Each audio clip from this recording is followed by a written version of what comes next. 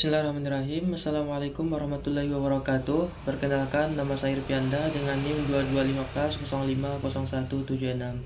Baiklah, pada kesempatan kali ini saya akan mencoba menjelaskan tentang materi Tafsir Al-Manar karya Muhammad Abduh dan Muhammad Rashid Ridho. Baiklah, adapun yang pertama tentang biografi Muhammad Abduh dan Muhammad Rashid Ridho, yang mana nama lengkap dari Muhammad Abduh yaitunya Muhammad bin Abduh bin Hasan Khairullah. Ia lahir pada tahun 1849 di desa Mahallat Nashar, Kabupaten Al-Bukhairah, Mesir. Yang mana Muhammad Abduh ini tumbuh di lingkungan keluarga sederhana yang bekerja sebagai petani. Semua saudaranya ikut membantu sang ayah mengelola usaha pertanian. Namun Abduh mendapat tugas khusus dari orang tuanya, yang mana ia disuruh untuk menekuni di bidang pendidikan dan menuntut ilmu. Yang mana keputusan ini membuatnya berbeda dari saudara-saudaranya, sekaligus membuka jalan bagi Abduh untuk menjadi seorang tokoh besar dalam dunia keilmuan dan pembaharuan Islam. Yang mana pada awal mulanya yang Muhammad Abduh ini mengirim dia ke Masjid Al-Mahdi di Tanta untuk belajar tajwid Al-Quran. Namun setelah 2 tahun belajar, ia pulang ke desanya dan kemudian kembali sebagai petani seperti saudara-saudaranya. Tidak lama kemudian, orang tuanya menikahkannya. Meski sudah berumah tangga, ayahnya tetap mendorong Abduh agar tidak berhenti belajar, yang mana atas dorongan itu Muhammad Abduh akhirnya melanjutkan pendidikannya ke desa Shibral Khid untuk memperdalam ilmu agama, yang mana guru utamanya Muhammad Abduh adalah Jalaluddin Al-Afghani, yang mana ia belajar kepada ulama ini dalam banyak hal, dari kajian agama hingga sosial dan politik. Yang demikian ini menjadikan corak pemikirannya tidak jauh berbeda dengan Jalaluddin Al-Afghani. Bahkan banyak persamaan antara keduanya dan disebut sebagai penerusnya. Adapun selanjutnya Sayyid Muhammad Rashid Ridho, yang mana lahir pada 27 Jumadil Awal 1282 Hijriah di Kolmun, sebuah desa kecil sekitar 4 km dari Tripoli, Lebanon. Ia berasal dari keluarga religius yang dikenal taat beragama dan menguasai ilmu-ilmu keislaman, sehingga masyarakat memanggil mereka dengan sebutan Syekh. Ayahnya merupakan seorang ulama tarekat Sadziliyah, sehingga sejak kecil Rashid Ridho terbiasa mengenakan jubah dan serban, serta tekun mengikuti pengajian dan wirid. Dalam masa pendidikannya, ia dikenal disiplin membagi waktu antara belajar dan beribadah, bahkan melanjutkan tradisi kakeknya menjadikan masjid sebagai pusat belajar sekaligus ibadah. Yang mana ibunya pernah berkata bahwa sejak Rashid Ridho beranjak dewasa, ia jarang tidur lebih awal, selalu tidur setelah keluarganya tertidur dan bangun sebelum mereka bangun. Yang mana sikap kedisiplinan ini membuatnya sangat dihormati oleh masyarakat sekitarnya, hingga banyak penduduk yang datang meminta doa dan berkat darinya. Dalam catatan hariannya, ia pernah menulis bahwa dirinya selalu berusaha menjaga kesucian jiwa dan kejernihan hati, agar siap menerima ilmu dan ilham demi menjaga kesederhanaan dan ketulusan hati. Dan ia bahkan menghindari makanan lezat dan tidur nyaman di kasur empuk. Sikap zuhud ini banyak dipengaruhi oleh bacaan dan kekagumannya terhadap kitab Ihyaul Ulumuddin karya Imam Al-Ghazali, yang benar-benar membentuk kepribadian serta perilakunya sehari-hari.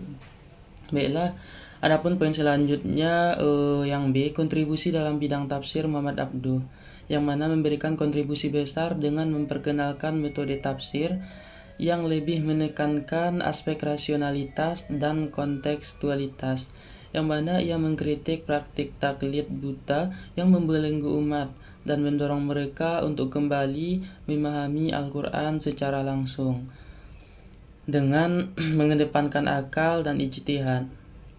Yang mana tafsirnya berusaha menjawab persoalan aktual seperti kemunduran umat, kolonialisme, dan ketidakadilan sosial.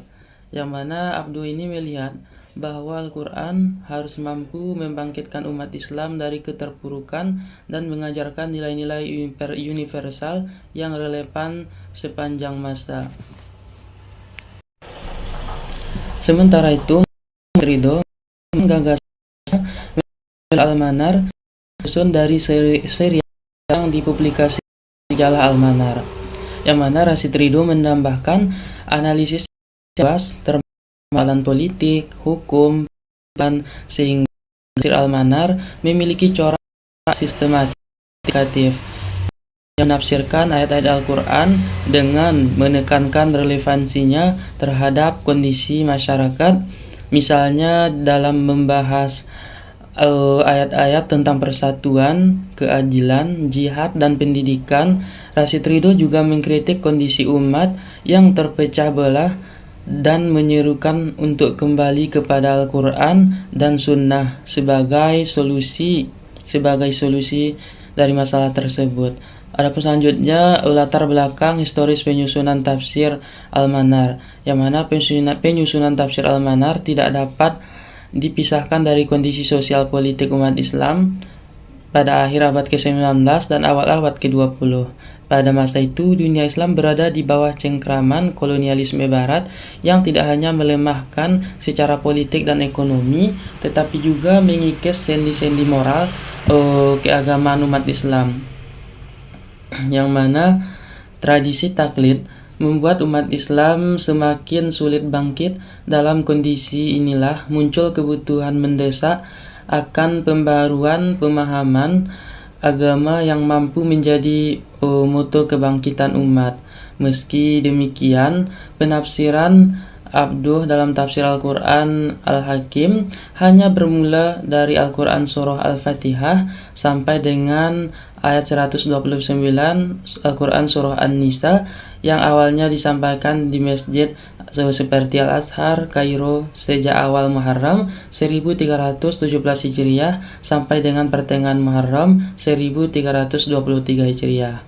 Walaupun demikian, penafsiran ayat-ayat tersebut tidak ditulis langsung oleh Abduh, namun ia dapat dikatakan sebagai hasil karyanya karena muridnya Rashid Ridho yang menulis kuliah-kuliah tafsir tersebut menunjukkan artikel yang dibuatnya kepada Abduh,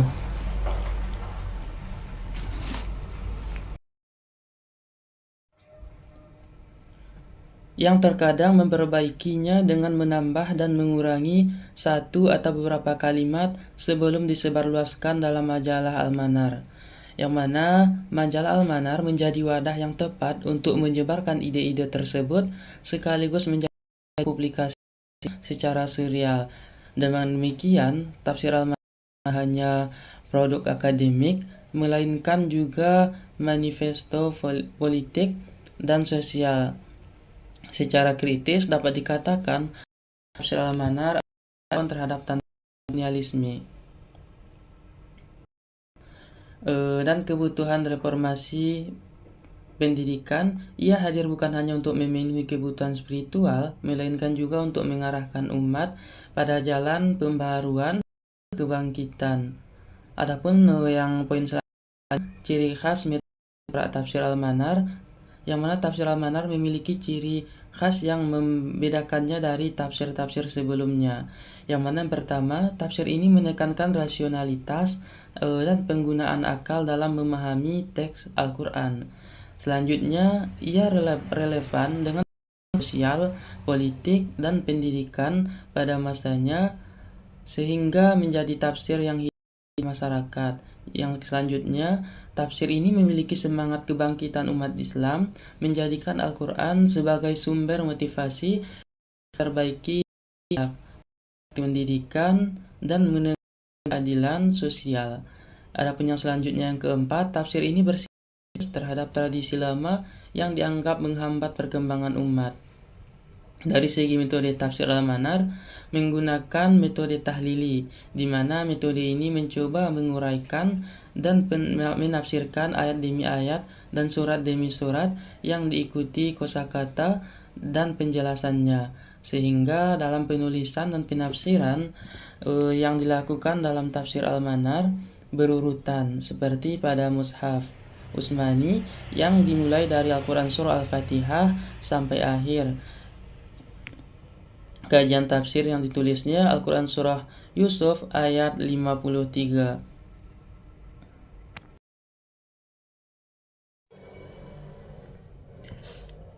Bentuk metode tahlili yang diambil adalah tafsir tahlili bil ro'i, di mana Muhammad Abduh dan Rasid Al-Quran ijtihad dengan kehidupan hal dilihat dari panduan yang beliau gagaskan dalam istilah modern tafsir. Ini disebut dengan metode tafsir kontekstual. Coraknya adalah corak adab ijtimai yang menekankan perbaikan moral, sosial, dan pendidikan, serta corak rasional yang kuat, sejalan dengan pemikiran Muhammad Abduh. Dengan demikian, tafsir ini dapat dikatakan sebagai tafsir reformis modernis yang menggabungkan pendekatan teks, akal, dan realitas. Baiklah, mungkin hanya itu saja materi yang dapat saya sampaikan. Saya mohon maaf jika ada kesalahan. Saya iri dengan wabillahi taufik wal hidayah. Assalamualaikum warahmatullahi wabarakatuh.